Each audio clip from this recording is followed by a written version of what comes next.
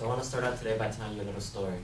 So last Thursday, I was coming home from work, stopped by to get some dinner at Alberto's, and drive to the drive-thru, order my food, and I was thinking to myself about my topic about the people who need organs but have nobody to donate them. Like when I went to go get my food, like right away I got my food, and I kept thinking to myself, and then suddenly there's a car behind me and I see a lady get off, and then she gets off and goes up to the drive-thru window and starts asking the guy like, hey, what's going on? I've been here for like 5 minutes and I haven't got my food yet.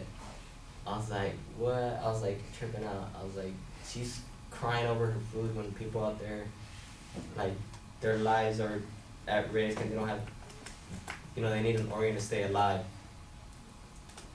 So today I want to talk to you about the need for organ and tissue donors, how you can become a donor, and how both parties benefit from this.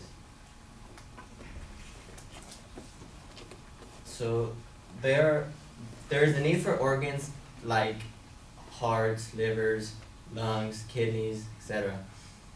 According to the organdonation.gov website, every 10 minutes, one person is added to the wait list for an organ. 18 people die each day waiting for an organ. There are 116,000 people waiting for an organ. One donor can save up to 8 lives and 50 lives as a tissue donor. So I'll have a quick story about my neighbor. Successful man. He was a supervisor in Knott's Berry Farm. At age 30, it was found that he had heart problems and he needed a new heart. He had four kids, 3 girls, 1 boy, and he was put on the wait list. Well, it's been 15 years now, and he hasn't received that heart. And just last month, the doctor told him that he only had 3 months to live. So, kind of sad, because I know the guy is my next door neighbor. He's not going to see his kids grow up. So there's a big need for donors right now, as you can see. So now that I've talked to you about the need of organ and tissue donors, I want to talk to you about how easy it is to sign up. One can sign up when one renews their license. Like when you renew your license, they send you a form where it says if you want to become a donor, you can check mark, and then you get to pick what organs you want to donate. Like they're not just going to say, all right, we're going to take your heart or whatever. Like you get to pick. You can also go to, there's many websites. One of them, for example, is givealifecalifornia.org, which you go on there, you register, they give you a form, you register, same thing as you do when you go into the DMV. You pick what organs you want to donate, and then hopefully, you help somebody else out.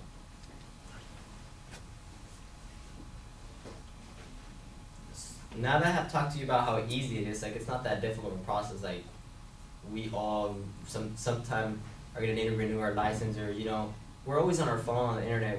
It doesn't take long to actually register. Like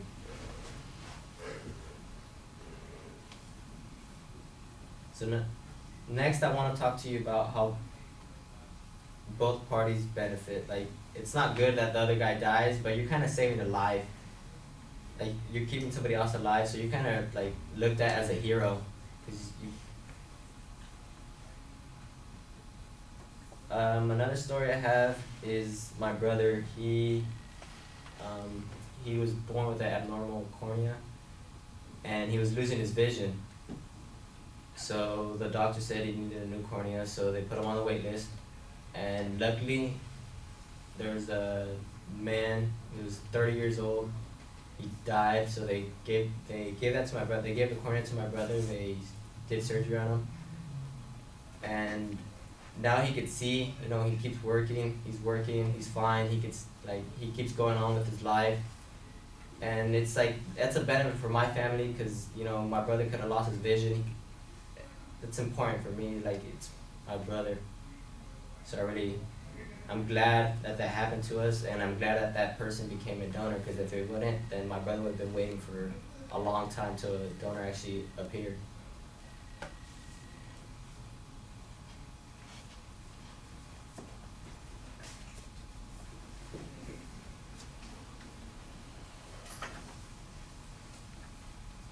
So in conclusion, today, I've talked to you about the lack of organ and tissue donors, how easy it is to become a donor, and the benefits for both parties.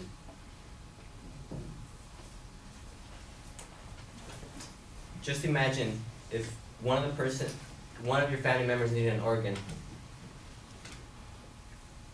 Just remember that if you could save somebody else's life, as somebody can save your family's life, like a family member's life. So know that satisfaction that you saved someone's life. You have the power to donate life, so just do it.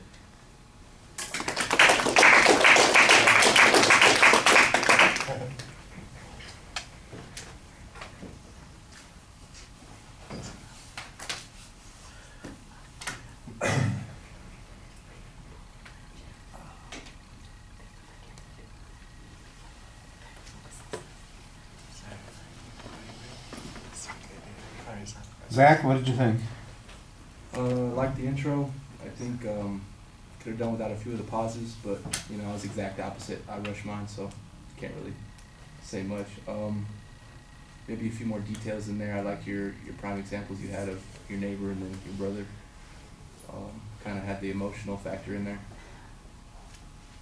Besides that, I thought it was good speech. Besides the pauses. Yeah, well, yeah, the pauses, I think, do take us out of it a little bit, and sometimes they exist in some awkward places, too. It does seem a little bit strange, that the story that you start off with telling us about being in line at Alberto's and, you know, the woman squawking about, you know, hey, my food's not ready, I've been waiting 5 minutes. I think there's a way to make this work for your transition to the subject, but you don't quite get there. You know, it's like this woman squawking about waiting for 5 minutes for her burrito. Can you imagine waiting 15 years for a heart and, you know, not getting it? That's what my neighbor's going through. You needed a transition like that so that we know that, you know, waiting is one of those things that people have to get used to, but sometimes waiting is really a problem. And here's the place where it's a problem. So I think you've got the right idea there, but the execution doesn't come off quite as smoothly as it needs to. The subject is motivational rather than controversial, and I think that you do a pretty good job setting up the motivation. Look, it's basic math on this thing, all the numbers of people who need organs, all the numbers of people who die while they're waiting for organs. I mean, there's a lot of information on that, and you don't have to go far to find that. You go to the one website, and there's just a ton of that sort of information. So you present that reasonably well. We know what the issue is. What you need to do, get a little bit more of, is why is it that people aren't becoming organ donors? Why is it that we forget? Is it, have we just gotten lazy? Do we not care? Are we afraid of something? Do we need to be motivated to, you know, what would inspire us to be an organ donor, for instance? And maybe some of the stories that you talk about would be an inspiration. You talk about the guy who lives next door to you who needs a heart. You talk about your brother. The phrasing on it was a little bit awkward. Here's another one of those places where, you know, execution is not quite as strong as it could be. Luckily, a guy died, and my brother got a cornea. And I'm going, that's probably not the way to phrase it. You know, my brother was fortunate enough to get a cornea when somebody else died, and as a consequence, though, he's able to, you know, to be able to see a lot better than he ever would have been able to, or he might still be on the list hoping for this, and who knows, he could be blind at this particular point. My neighbor, it's hard for me to imagine. He's been waiting 15 years for a heart, and he's got kids, and they're going to go without a father, you know, within the next year because somebody just didn't go through the process of registering or signing up. Not enough people did that. Look, thousands of people die every year, so there are lots of organs available, but they're only available if people register to make them available. Here's an opportunity for you to do this. And then you need one of those stories off of a website like the donor site that you probably went to get that information that talks about how grateful a family was that they got the heart, how satisfying it was to the family of the donor to know that although their loved one had passed on, there was something good that came out of this, and you know how gratified they were to hear about those kinds of things. I think you've got the right idea here. You just need a little bit more work on it to get it to feedback and have the effect that you want it to have.